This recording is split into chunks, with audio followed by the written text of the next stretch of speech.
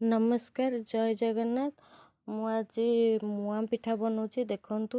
मु बिरी चाउल को बाटी देछि आ एतिकी मोटार आण रखे बेसी पतला माने इटिली आणठू टिके टिके मोटा रखिबे ताले जाई पिठाटा भल हबो। आ मु नड़िया को माने गुड़ पाग करके रखी देछि देखंतु।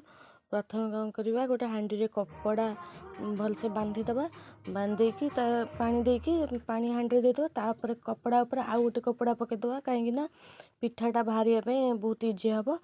तेणु करी एमती देदेबे पतला पतला करी माने पतला नुहे कि मोटा नुहे दे देकी तापर कौन करी पूरा देदेबे पुणी आउ गोटे लेयर भी पिठू देदेबे दे पूरा देकी 2 लेयर पूरा दियंतु।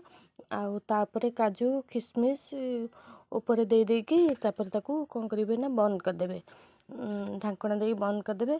बंद कर देला परे 15 मिनिट भितर हो जिवो पिठा। हो गला परे गोटे किछि भी गोटे से पिठा रे फुटे देखिबे जदी किछि माने हाथ रे लागुथिबो जानिबो पिठा हेई नथिबो जदी न लागिबो हाथ रे पिठू ताल जानिबो जे पिठा हेई जाईछि। तापरे काटी के टेस्ट करंतु।